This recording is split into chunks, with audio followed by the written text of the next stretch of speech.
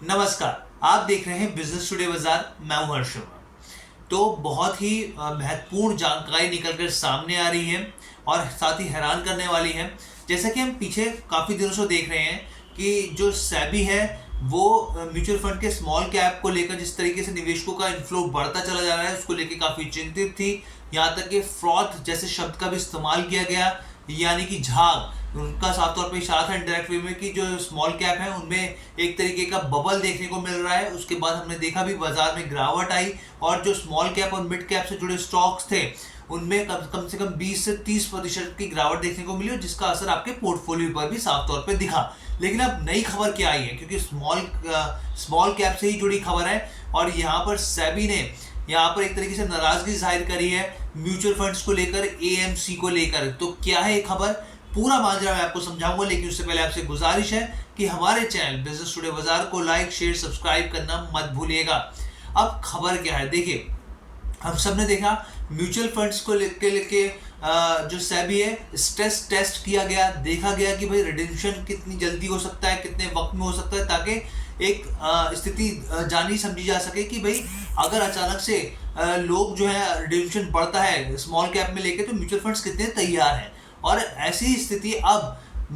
जो सेबी है उन्होंने जो सीनियर सिटीजन है और जो उससे ऊपर है, देखिए सीनियर सिटीजन कौन होते हैं, जो 80 साल या उससे ज़्यादा उम्र के लोग होते हैं उनको सीनियर सिटीजन कहा जाता है। इस तरह की खबरें आई हैं कि म्यूचुअल फंड्स ने यहाँ पर बहुत सारी स्मॉल कैप स्कीम जो है उनको बेच दी है। अब ये सेबी ने साफ तौर पे एक लेटर लिखा है एएमसीज को और उनसे पूछा है कि भाई ये हुआ क्या है, ये अचानक से इतनी सारी जो स्कीम्स हैं वो सीनियर सिटीजन्स को स्मॉल कैप स्कीम्स कैसे बेची गई हैं, क्या उनकी यहाँ पे रजामंदी थी, क्या वो इस चीज़ को पहचानते हैं कि जो स्मॉल फंड्स हैं ये वो कितने ज़्यादा रिस्की हैं, कितने ज़्यादा उतार चढ़ाव हैं, क्या आपने उनसे परमिशन ली थी, या फिर जिस तरीके से मिस सेलिंग होती है, मिस सेलिंग देखी जाती है, बहुत सारी पॉलिसीज होती हैं और वो इस हिसाब से भेज दी जाती है कि आपका रिटायरमेंट की पॉलिसी है और बहुत अच्छा आपको रिटर्न मिलेगा और इस हिसाब से आपको फिक्स रिटर्न मिलता रहेगा। क्या कोई इस तरह की मिस सेलिंग हुई है या फिर उनसे परमिशन लेके इस तरह की